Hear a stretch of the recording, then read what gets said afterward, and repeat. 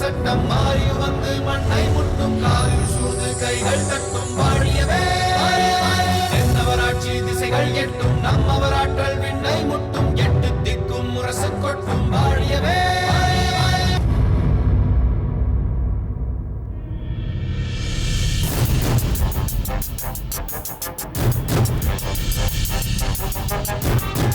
இளவரசி, கொற்கை மீனவர்கள் கடற்கொள்ளையர்களால் தாக்கப்படுகிறார்கள் என்பதை கேட்கும்போது மனதிற்குள் திகைப்பாக இருக்கிறது.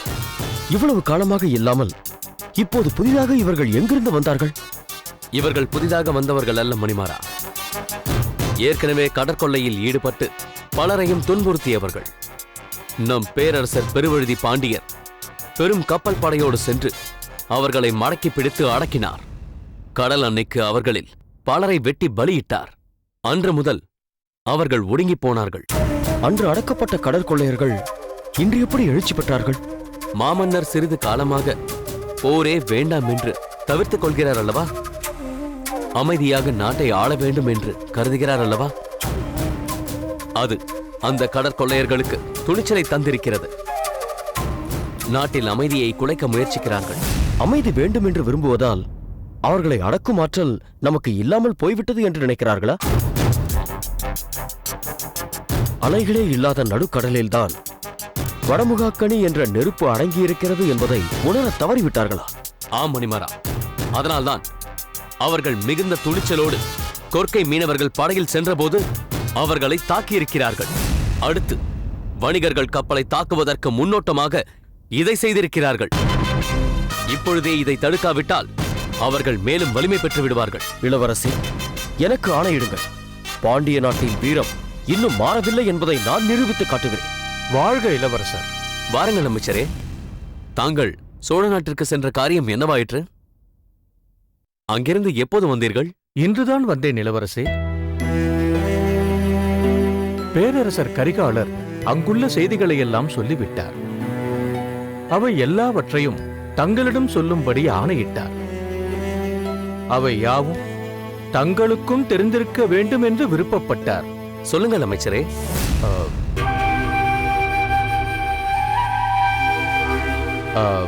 அவற்றுள் சில செய்திகள் தங்களிடம் மட்டுமே தனிமையில் சொல்ல வேண்டியவை. மணிமாறா, நீ புறப்படு. இளவரசி, நான் பிறகு வந்து உன்னை சந்திக்கிறேன். அதற்கு பிறகு என்ன செய்ய வேண்டும் என்று தீர்மானிப்போம். ஆணை இளவரசி.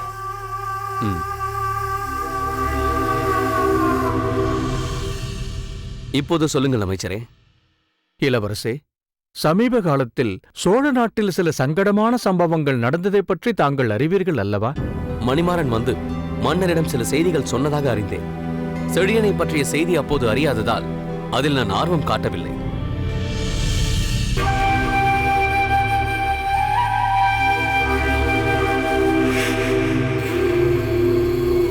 செழியனை சோழ நாட்டில் நான் சந்தித்தேன் இளவரசே. எனது அருமை நண்பன் எப்படி இருக்கிறான்? அவனை பார்த்து எத்தனை நாட்கள் ஆகிவிட்டன. அவன் சோழ நாட்டிற்கு வந்த விவரத்தை சொல்லுங்கள். அறிந்த செய்திகளை உறுதிப்படுத்திக் கொள்வதற்காகத்தான் அங்கு சென்றேன் இளவரசே. இருங்கோவேளின் மனைவி பெருந்தேவி பூம்புகாரில் வந்து மரணமடைந்து விட்டதால் சோழ மன்னர் இருங்கோவேள் வந்து தன் மனைவியின் சடலத்தை பார்த்துவிட்டு போகலாம் என பறை அறிவிக்கச் செய்தார். அவன் வராததால் அவன் தங்கை தாமரை அங்கு வந்தாள். என்ன? தாமரை அங்கு வந்தாளா?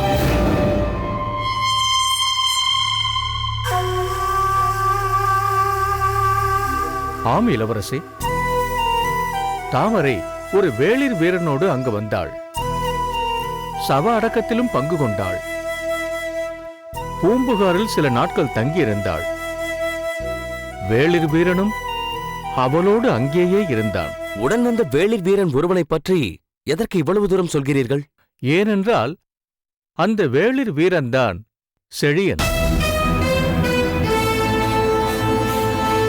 ஓ, தாங்கள் அங்கு சென்றபோது தாமரையும் உடன் இருந்தாளா? தாமரையுடன் தாங்கள் உரையாடினீர்களா? பகைவன் தங்கை என்று கருதாமல் அங்குள்ளவர்கள் தாமரையிடம் இயல்பாக பழகினார்களா? சிறைப்பட்டிருந்த செழியனை தாமரை எப்படி தன்னோடு அழைத்து வந்தாள்? ஏன் அழைத்து வந்தாள் என்பதை பற்றி கேட்டீர்களா? இளவரசரிடம் தாமரையை பற்றி சொன்னது தவறாக போய்விட்டதோ? வார்த்தைக்கு வார்த்தை தாமரை தாமரை என்கிறாரே தவிர செடியனை பற்றி கூட பெரிதாக கேட்கவில்லையே. சொல்லுங்கள் அமைச்சரே, நான் கேட்ட எதற்குமே நீங்கள் விடை சொல்லவில்லையே. தாமரையை நான் சந்தித்திருந்தால் தானே அதை பற்றி சொல்ல முடியும். அவள் அங்கு வந்திருந்தாள் என்று சொன்னதை கேட்டுத்தான் தங்களிடம் சொன்னேன். பூம்புகாரில் சில நாட்கள் அவள் தங்கியிருந்ததாக சொன்னீர்களே. சவ அடக்கத்திற்கு வந்தவள் எவ்வளவு நாட்கள் தான் அங்கு தங்கியிருக்க முடியும்? செழியனை சோழ நாட்டில் விட்டுவிட்டு தாமரை தங்கள் இருப்பிடத்திற்கு திரும்பி சென்று விட்டாள் என்றார்கள். இப்போது செழியன் அங்குதானே இருக்கிறான். ஆம் இளவரசே. இங்கு ஏன் வரவில்லை? சில தவிர்க்க முடியாத காரணங்கள் இருப்பதால் அவனால் இப்போது இங்கு வர முடியவில்லை. அதனால் நானே அவனை அதற்கு பின் வந்தால் போதும் என்று சொல்லிவிட்டு வந்திருக்கிறேன். இதை பற்றி மன்னரிடமும் சொல்லிவிட்டேன். ஆக செழியன் இன்னும் சில நாட்களுக்கு சோழ நாட்டில்தான் இருப்பான் இல்லையா? ஆம் இளவரசே. இளவரசே, என்ன யோசிக்கிறீர்கள்? எதுவாக இருந்தாலும் கேளுங்கள். இனி எதுவும் கேட்க தேவையில்லை. செழியன் வந்துவிட்டான் என்ற மகிழ்ச்சியே போதும். நீங்கள் செல்லுங்கள். நான் பிறகு வந்து தங்களை சந்திக்கிறேன். நல்லது இளவரசே, நான் வருகிறேன்.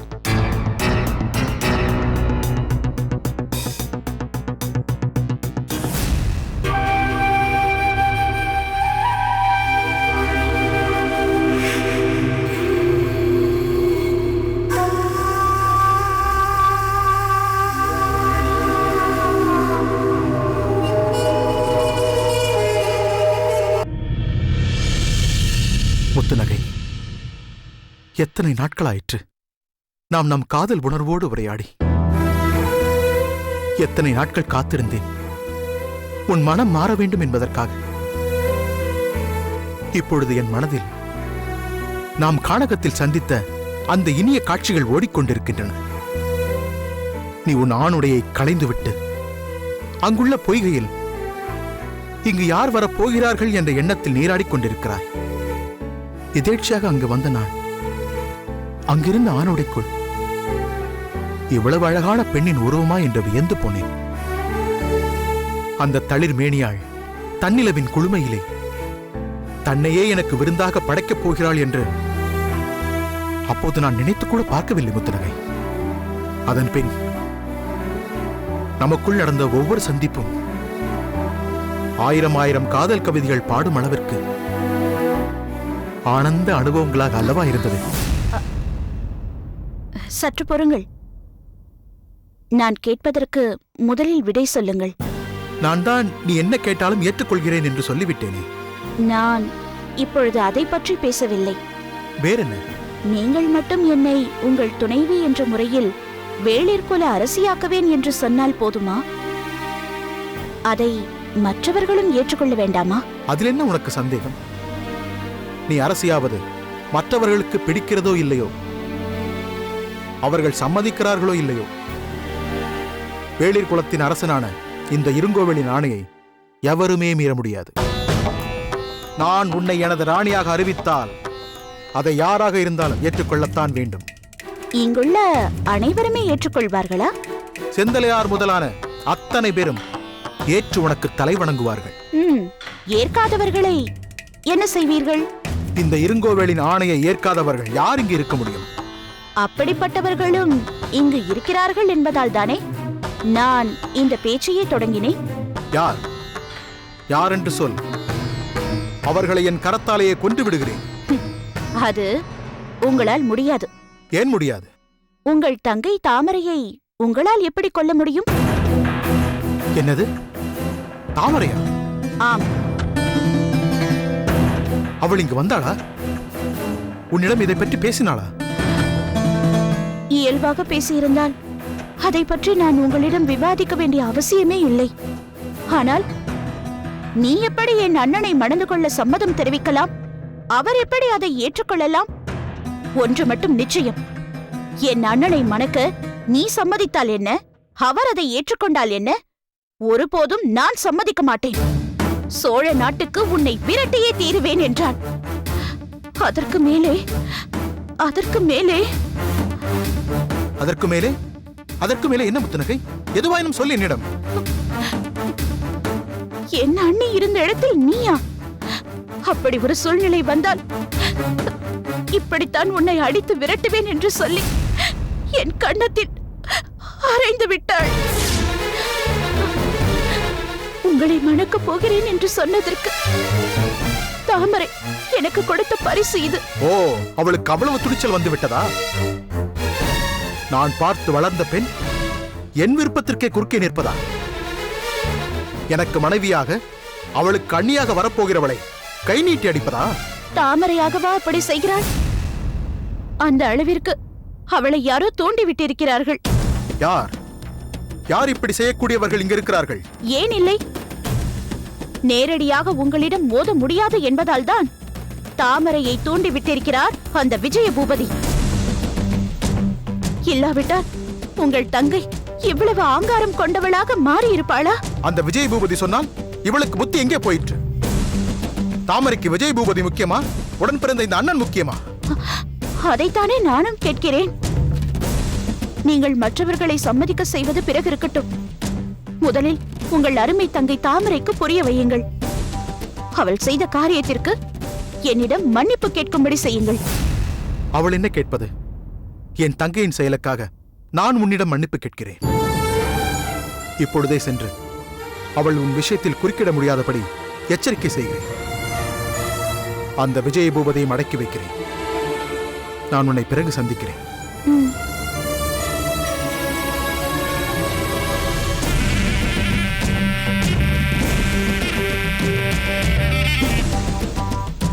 விளக்கில் எண்ணெயை ஊற்றி திரியையும் போட்டு கொளுத்தியும் ஆகிவிட்டது. இனி அது நன்றாக எரிய போகிறது.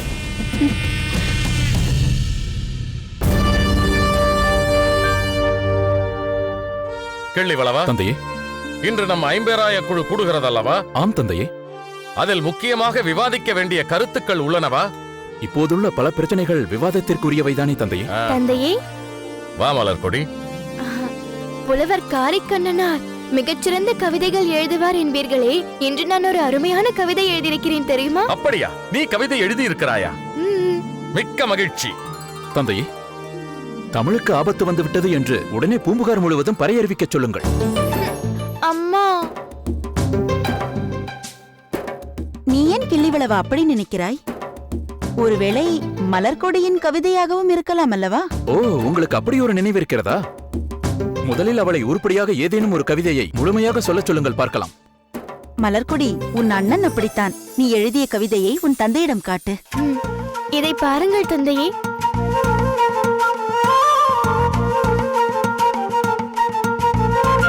கரிகால் பெருவளத்தார். சோழ மன்னன் கரிகால் பெருவளத்தார். என் தந்தை கரிகால் பெருவளத்தார். என்னம்மா இது? என் பெயரை 3 முறை எழுதியிருக்கிறாய். இதுதான் கவிதையா? ஆமாம், என் தந்தையாரை விட மிகச்சிறந்த கவிதை என்ன இருக்க முடியும்? அப்படி சொல்லம்மா, அதுதான் சரி. அது மட்டுமல்ல கிள்ளிவளவா, கரிகால் பெருவளத்தார் என்று என் பெயரை எழுதிய மலர்கொடி அவர் சாதாரணமானவர் இல்லை என்பதற்காக சோழ மாமன்னன் கரிகால் பெருவளத்தார் என்று எழுதி, அதற்கும் மேலாக அவர் என் தந்தை கரிகால் பெருவளத்தார் என்று முத்தாய்ப்பு வைத்திருக்கிறாள். அதாவது சோழ நாட்டிற்கே மாமன்னராக இருப்பவர் எனது தந்தை என்கிறாள். இதில் இவ்வளவு பொருள் இருக்கிறதா? எனக்கே இப்பொழுது தானமா புரிகிறது. மாமன்னருக்கு வணக்கம். என்ன செய்தி? தங்களை காண பாண்டிய இளவரசர் வந்திருக்கிறார். என்ன, பாண்டிய இளவரசர் வந்திருக்கிறாரா?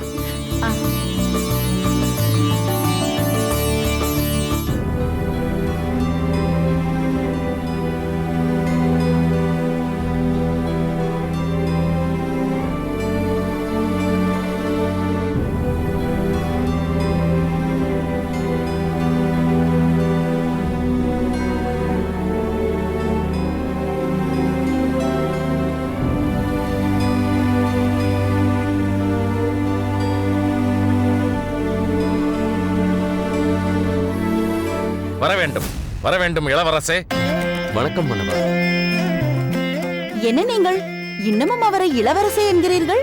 அவர் நமது மாப்பிள்ளை அல்லவா? நிச்சயதார்த்தமும் நடந்து விட்டதல்லவா? அதனால் வாருங்கள் மாப்பிள்ளை என்று அழையுங்கள். அதனால் என்ன, நானே அழைக்கிறேன். வாருங்கள் மாப்பிள்ளை. இப்படி போட்டி போட்டு வரவேற்று எனக்கு வணக்கம் சொல்ல கூட வாய்ப்பளிக்கவில்லையே. மாமன்னருக்கு எனது வணக்கம். வணக்கம் வணக்கம். அமருங்கள்.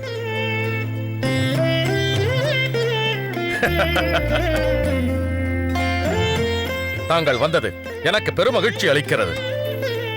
தற்போது தாங்கள் மட்டும்தான் வந்தீர்களா? ஆம் மன்னவா. பாண்டிய மன்னரும் மகாராணியாரும் நலமாக இருக்கிறார்களா? மிகவும் நலமாக இருக்கிறார்கள். மாமன்னர் முக்கியமான செய்தி என்பதால் தான் தங்களிடம் சொல்லி அனுப்பினாரா? அப்படியெல்லாம் ஏதும் இல்லை. நானாகத்தான் புறப்பட்டு வந்தேன். ஓ, தந்தையே, பாண்டிய இளவரசர் ஏன் வந்திருக்கிறார் என்பது எனக்கு புரிந்துவிட்டது. ஏன்? மலர்கொடியை பார்த்து பேசுவதற்காக வந்திருக்கிறார். நாம் தான் அதற்கு இடையூறாக நிற்கிறோம். மலர்கொடி மட்டும் இங்கே இருக்கட்டும், நாம் போகலாம். இல்லை இல்லை, வேண்டாம். ஏன்? நாங்கள் ஒன்றும் நினைக்க மாட்டோம். இளவரசே, நான் ஒரு முக்கியமான காரணத்திற்காக புறப்பட்டு வந்தேன். எதுவாயினும் சொல்லுங்கள். செழியன் என் இளம் வயது நண்பன். நாங்கள் இருவரும் ஒரே குருநாதரிடம் கல்வி கற்றவர்கள், ஆயுத பயிற்சி பெற்றவர்கள். அவன் இருங்கோவேலின் சிறையில் அடைப்பட்டது முதல் நடந்த எல்லாவற்றையும் நான் நன்றாக அறிவேன். இப்போது சற்றும் எதிர்பாராத முறையில் அவன் இருங்கோவேலின் தங்கையோடு இங்கு வந்திருக்கிறான் என்பதை அறிந்தேன். இங்கு வந்த செழியன் ஏன் பாண்டிய நாட்டிற்கு வரவில்லை என்ற குழப்பம் ஏற்பட்டிருக்கிறது. அதனால்தான் செழியனை கண்டு நேரில் பேச வேண்டும் என்று இங்கு வந்தேன். ஆஹா, தாங்கள் நட்பின் வலிமையை நினைத்து பெருமைப்படுகிறேன். செழியனை நானே இடையில் ஒருமுறை பாண்டிய நாட்டிற்கு சென்று வா என்று வற்புறுத்தினேன். ஆனால் அவனோ சில காரணங்களுக்காக இப்பொழுது இங்கே இருப்பதுதான் அவசியம் என்று நினைத்தான். அந்த காரணங்களை செழியனே உங்களிடம் சொல்வான். யாரங்கே? வணங்குகிறேன் மன்னா. பாண்டிய இளவரசரை தக்க மரியாதையுடன் செழியனிடம் அழைத்துச் செல். உத்தரவு மன்னவா. நான் வருகிறேன். வாருங்கள். மாப்பிள்ளை, மதிய உணவை எங்களோடு அமர்ந்துதான் உண்ண வேண்டும். அதற்குள் அவசியம் வந்துவிடுங்கள். ஆகட்டும். அது மட்டுமல்ல, சில நாட்கள் எங்களோடு சோழ நாட்டில் தங்கிவிட்டு தான் செல்ல வேண்டும். பார்க்கலாம்.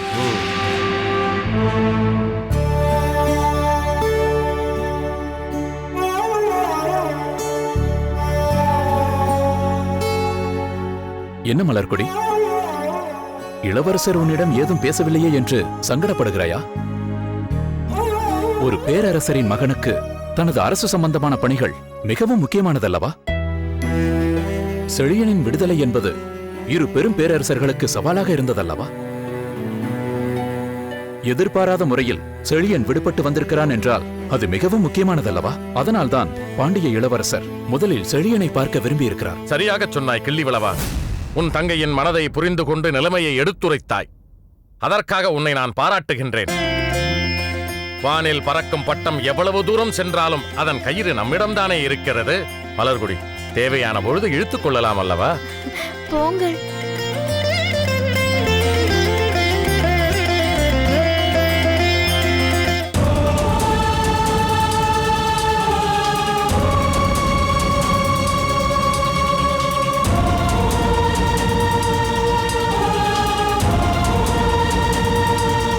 அம்மா, நீங்கள் ஏன் கலக்கமாக காணப்படுகிறீர்கள்? எல்லாம் அந்த முத்து நகையை நினைத்துத்தான். வர வர அவளது அடாவடித்தனம் அளவுக்கு மீறி போய்க் கொண்டிருக்கிறது. எதற்கடா சோழ நாட்டிலிருந்து இங்கு வந்தோம் என்று தோன்றுகிறது. ஏனம்மா இப்படி சொல்கிறீர்கள்? நான் இங்கு இருப்பதே உங்களுக்காகத்தானே. நீங்கள் இல்லை என்றால் எனக்கு இங்கென்ன வேலை? நீங்கள் என்னை ஒரு பணிப்பெண் போலவா நடத்தினீர்கள்? உங்கள் மனதில் உள்ளதை எல்லாம் பகிர்ந்து கொள்ளும் தோழியாக அல்லவா நடத்தினீர்கள்? அப்படிப்பட்ட தாங்கள் இல்லாமல் போனால் எனக்கு எப்படி இருக்கும்? சோழ நாட்டிலிருந்து நான் சீக்கிரம் வந்துவிட வேண்டும் என்றுதான் நினைத்தேன். ஆனால் சோழ மன்னரும் ராணியும் தாய் தந்தையரை போல பாசம் காட்டி என்னை போகவிடாமல் தடுத்து விட்டார்கள். இது ஒரு ஆச்சரியமான விஷயம்தான். நீங்கள் அவர்கள் அன்பிற்கு கட்டுப்பட்டு அங்கேயே தங்கி இருக்க நானும் இங்குள்ள மற்றவர்களும் வேறு விதமாக நினைத்து விட்டோம். சோழ மன்னர் உங்களை பிணைய கைதியாக பிடித்து வைத்துக் கொண்டாரோ? இனிமேல் தாங்கள் வரவே முடியாத நிலை ஏற்பட்டு விட்டதோ என்று நினைத்தோம். வழக்கமாக எப்போதும் அப்படித்தானே நடக்கும். அதனால் நீங்கள் அப்படி நினைத்ததில் வியப்பேதும் இல்லை. ஆனால் அவர்கள் காட்டிய அன்பு என்னை மெய்சிலிர்க்க வைத்து விட்டது. அதனால்தான் அவர்களுக்காக முத்து நகையை இங்கிருந்து விடுவித்து அனுப்பி வைக்க வேண்டும் என்று நான் வந்தேன். ஆனால் அவளோ என் அண்ணனையே தன்வசப்படுத்திக் கொண்டு வேளிர் குலத்திற்கே ராணியாக பார்க்கிறாள். என்ன விசித்திரம் பாருங்கள் அம்மா! ஆண் வேடத்தில் வந்து உங்களை மயக்கினாள், பெண் உருவத்தில் வந்து உங்கள் அண்ணனையே மயக்கியிருக்கிறாள். அவ்வளவு எளிதாக அதை விட்டு விடுவேனா? அந்த முத்து நகையை எப்படியாவது இங்கிருந்து விரட்ட வேண்டும். அப்போதுதான் நான் அங்கு சொல்லிவிட்டு வந்த வாக்கு நிறைவேறும். இங்கு அவளது நோக்கம் நிறைவேறாமல் தடைப்படும். நானும் அதை பற்றி யோசித்து பார்க்கிறேன் அம்மா. ஒரு வழியும் தென்படவில்லை. எந்த விஷயத்திற்கும் ஏதாவது ஒரு தீர்வு உண்டடி. இவள் ஆடும் ஆட்டத்திற்கு மட்டும் ஏதாவது வழி இருக்காதா என்ன? தாமரை!